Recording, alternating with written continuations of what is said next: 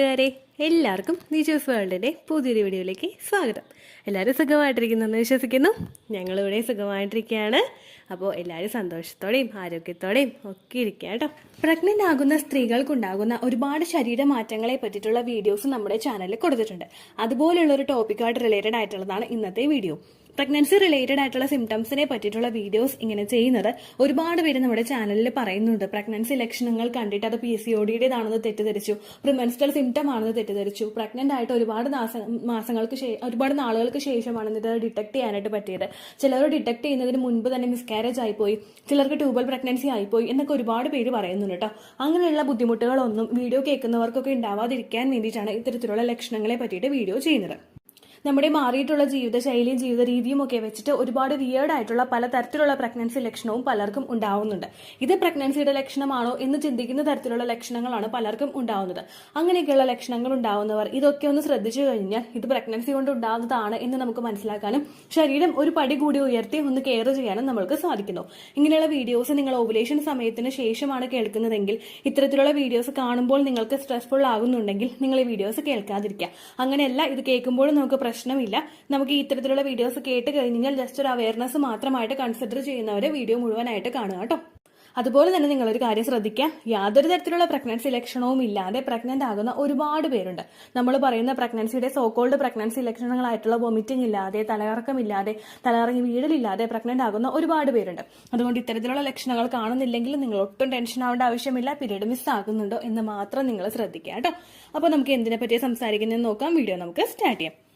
Pregnant ആകുന്ന സമയത്ത് നമ്മളുടെ ഓരോ ശരീരഭാഗങ്ങളിലും പലതരത്തിലുള്ള വ്യത്യാസങ്ങൾ നമുക്ക് ഫീൽ ചെയ്യാനായിട്ട് തുടങ്ങും. അവിടെ നമ്മളുടെ ശരീരത്തിലെ ഓരോ ഭാഗങ്ങളിലും ഉണ്ടാകുന്ന ഡ്രൈ സ്കിന്നിനെ പറ്റിയിട്ടാണ് ഇന്നത്തെ വീഡിയോയിൽ സംസാരിക്കുന്നത് കേട്ടോ. നമ്മുടെ സ്കിൻ പല സിറ്റുവേഷനുകളിൽ ഡ്രൈ ആവാറുണ്ട്.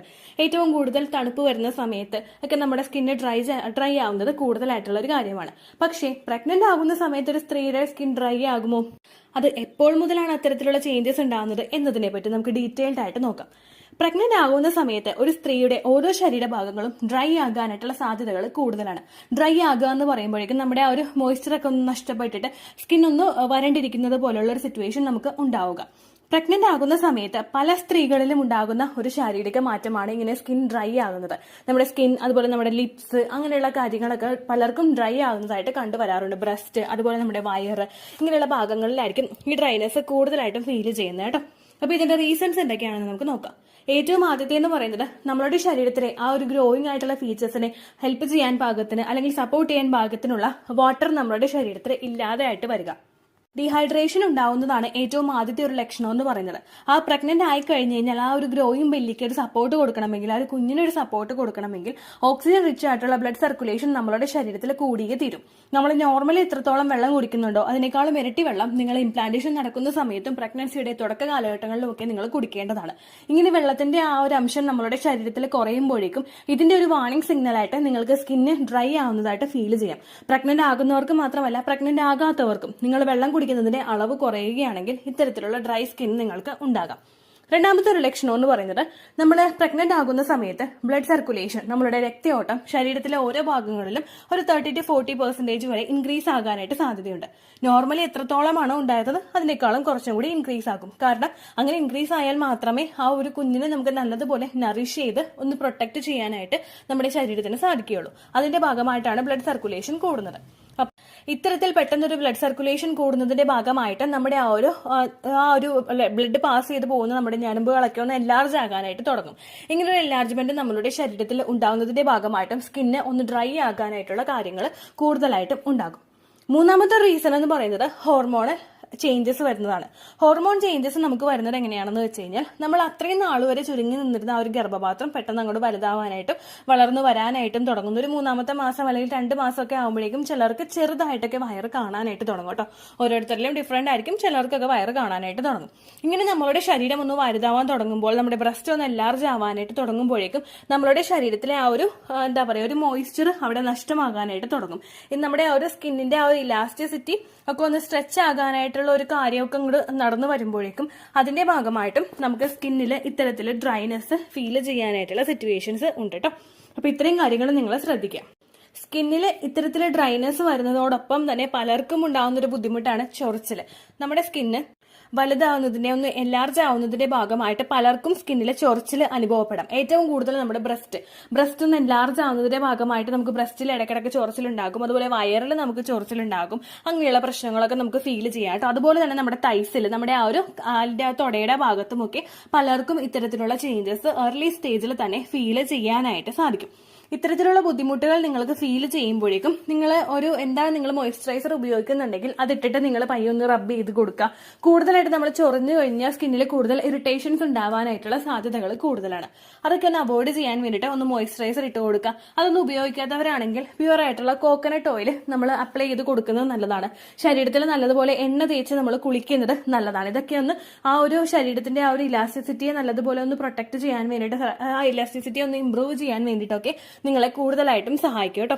അതുപോലെ തന്നെ ഈ ഒരു തുടക്ക സ്റ്റേജിൽ നിങ്ങൾ വെള്ളം കുടിക്കുന്നതിന്റെ അളവും ധാരാളം നിങ്ങൾ ശ്രദ്ധിക്കുക. ഏറ്റവും കൂടുതൽ ഒരു 3rd ട്രൈമസ്റ്ററിൽ ഉണ്ടാവുന്ന ഈ ഒരു ലക്ഷണം ആ ഒരു തുടക്ക സ്റ്റേജിൽ തന്നെ പലർക്കും ഫീൽ ചെയ്യാറുണ്ട്. കാരണം പെട്ടെന്നൊരു മാറ്റം ശരീരം പൊരുത്തപ്പെട്ട് വരാനായിട്ട് തുടങ്ങുന്ന ഒരു സമയമാണ് നമ്മുടെ പ്രഗ്നൻസിയുടെ ആദ്യത്തെ ട്രൈമസ്റ്റർ, നമ്മുടെ പീരിയഡ്സ് മിസ്സായിട്ടുള്ള ആദ്യത്തെ മാസവും. അങ്ങനെ വരുമ്പോഴേക്കും നമുക്ക് പെട്ടെന്നൊരു ചേഞ്ചസ് നമ്മുടെ ബോഡിയിലോട്ട് മാറി വരുമ്പോഴേക്കും അതുമായിട്ട് പൊരുത്തപ്പെടാൻ വേണ്ടിയിട്ട് നമ്മുടെ ശരീരം ഒന്ന് സ്ട്രഗിൾ ചെയ്യും.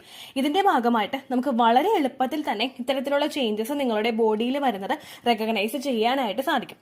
ഇനി അങ്ങനെ നിങ്ങൾക്ക് ചേഞ്ചസ് കാണാനായിട്ട് സാധിക്കുന്നില്ലെങ്കിലും നിങ്ങൾ വിഷമിക്കേണ്ട. പീരിയഡ് ഡേറ്റ് മിസ് ആകുന്നുണ്ടോ എന്ന് മാത്രം നിങ്ങൾ ശ്രദ്ധിക്കുക. പിന്നെ ഒരുപാട് പേര് ചെയ്ത് വെക്കുന്ന ഒരു മിസ്റ്റേക്ക് ഉണ്ട്, അതുകൂടി വീഡിയോയിൽ പറയാം കേട്ടോ. പലരും പ്രഗ്നൻസി പോസിറ്റീവ് ആയി കഴിഞ്ഞ് കഴിഞ്ഞാൽ ചാനലിൽ വന്ന് ചോദിക്കാറുണ്ട്, ചേച്ചി എപ്പോഴാണ് ഡോക്ടറെ കാണേണ്ടത് എന്നതിനെ പറ്റിയിട്ട്. നമ്മൾ പ്രഗ്നൻസി പോസിറ്റീവ് ആയി കഴിഞ്ഞാൽ ഉടനെ തന്നെ ഡോക്ടറെ പോയി കാണാം. വെരി നെക്സ്റ്റ് ഡേ തന്നെ നമ്മൾ പോയി ഡോക്ടറെ കാണാം. ഒരു ഫെയിന്റ് ലൈൻ നമ്മൾക്ക് കിട്ടിക്കഴിഞ്ഞ് കഴിഞ്ഞാൽ അത് ഡാർക്ക് ആവുന്നത് വരെ നമ്മൾ വെയിറ്റ് ചെയ്യേണ്ട ആവശ്യമില്ല. പ്രഗ്നൻസി ടെസ്റ്റ് ചെയ്യുന്ന സമയത്ത് അപ്പോൾ തന്നെയാണ് നിങ്ങൾക്ക് ഫെയിന്റ് ലൈൻ കിട്ടുന്നതെങ്കിൽ വെരി നെക്സ്റ്റ് ഡേ തന്നെ നമ്മൾ ഡോക്ടറെ പോയി കാണണം. അല്ലെങ്കിൽ അന്ന് തന്നെ കാണാൻ പറ്റുന്ന ഒരു സിറ്റുവേഷൻ ഉണ്ടെങ്കിൽ നിങ്ങൾ അന്ന് തന്നെ പോയി ഡോക്ടറെ കാണണം കേട്ടോ. അങ്ങനെ പറയാനായിട്ടുള്ള കാരണം എന്ന് പറയുന്നത്, നമ്മൾ പ്രഗ്നന്റ് ആകുന്ന സമയത്തും നമ്മുടെ ഒരു പ്രഗ്നൻസിയുടെ ഫസ്റ്റത്തെ ട്രൈമസ്റ്ററിൽ കുഞ്ഞൊന്ന് വളരുന്നതിന് വേണ്ടിയിട്ടും കുഞ്ഞിനൊന്ന് പ്രൊട്ടക്ട് ചെയ്യുന്നതിന് വേണ്ടിയിട്ടും ഒരുപാട് ന്യൂട്രിയൻസ് ആവശ്യമായിട്ട് വരും, ഒരുപാട് വിറ്റമിൻസ് ആവശ്യമായിട്ട് വരും. ഇതെല്ലാം ഫസ്റ്റത്തെ സ്റ്റേജിൽ തന്നെ കുഞ്ഞിന് കിട്ടിയിട്ടില്ല എങ്കിൽ കുഞ്ഞിന്റെ ഭാവിയിലോട്ടുള്ള ഗ്രോത്തിനെ, ഡെവലപ്മെന്റിനെ, ഹാർട്ട് ബീറ്റ് ഉണ്ടാകുന്നതിന്റെ, അതുപോലെ തന്നെ കുഞ്ഞിന്റെ സ്പൈനൽ കോഡിന്റെ ഡെവലപ്മെന്റിനെ ഒക്കെ ഇത് സാരമായിട്ട് തന്നെ ബാധിക്കും കേട്ടോ.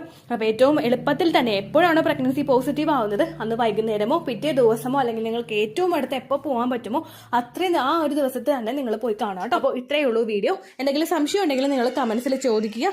പണ്ടത്തെ വീഡിയോയ്ക്ക് കമന്റ്സ് ഇടുന്നവർക്ക് റിപ്ലൈ കിട്ടുന്നില്ലെങ്കിലോ, നമ്മൾ തമ്മിൽ ഓൾറെഡി ഒരു കോൺവെർസേഷൻ ഉണ്ടായിട്ടും അതിന്റെ കണ്ടിന്യൂഷൻ ആയിട്ട് നിങ്ങൾക്ക് റിപ്ലൈ കിട്ടിയിട്ടില്ലെങ്കിലോ, ലേറ്റസ്റ്റ് ആയിട്ട് ഞാൻ ഏത് വീഡിയോ ആണ് അപ്ലോഡ് ചെയ്യുന്നത് അതിന് താഴെ കമന്റ് ഒന്ന് കോപ്പി പേസ്റ്റ് ചെയ്യാനായിട്ട് ശ്രദ്ധിക്കുക കേട്ടോ. അതുപോലെ ഓവുലേഷൻ ഡേറ്റ് കാൽക്കുലേറ്റ് ചെയ്ത് തരാനായിട്ട് റിക്വസ്റ്റ് ചെയ്യുന്നവർ എത്രയാണോ നിങ്ങളുടെ കൃത്യം സൈക്കിൾ ലെങ്ത് അത് മെൻഷൻ ചെയ്യാനായിട്ട് ശ്രദ്ധിക്കുക. സൈക്കിൾ ലെങ്ത് എന്നതുകൊണ്ട് ഉദ്ദേശിച്ചത് ഓരോ മാസവും എത്ര ദിവസം കൂടുമ്പോഴാണോ ബ്ലീഡിങ് വരുന്നത് അതിനെയാണ് കേട്ടോ ഉദ്ദേശിച്ചത്. അതായത് ജനുവരിയിൽ നിങ്ങൾക്ക് ഒരു 1-ാം തീയതിയാണ് ബ്ലീഡിങ് വന്നതെങ്കിൽ, ഫെബ്രുവരിയിൽ നിങ്ങൾക്ക് 2-ാം തീയതിയാണ് ബ്ലീഡിങ് വരുന്നതെങ്കിൽ, ജനുവരി 1-നെ ഡേ 1 ആയിട്ടെടുത്ത് ഫെബ്രുവരി 2 വരെ എത്ര ദിവസമുണ്ടോ അത് എണ്ണി പറയുന്നതാണ് സൈക്കിൾ ലെങ്ത് എന്നതുകൊണ്ട് ഉദ്ദേശിച്ചത് കേട്ടോ.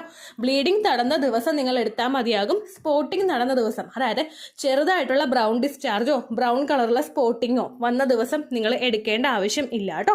അപ്പോൾ ഇതുപോലെ തന്നെ നിങ്ങൾ ശ്രദ്ധിക്കുക. സൈക്കിൾ ലെങ്ത് ചോദിക്കുന്ന സമയത്ത് എന്നാണോ ഡേറ്റ് അത് നിങ്ങൾ മെൻഷൻ ചെയ്യാതിരിക്കുക. അതായത് ചില ആളുകൾ ജനുവരി 16, ഫെബ്രുവരി 14 അങ്ങനെ പറയും. അങ്ങനെ പറഞ്ഞുകൊണ്ട് കാര്യമില്ല കേട്ടോ. അപ്പോൾ ഇത്രയേ ഉള്ളൂ വീഡിയോ. അടുത്തൊരു യൂസ്ഫുൾ വീഡിയോ ആയിട്ട് നമുക്ക് വീണ്ടും കാണാം. ബൈ.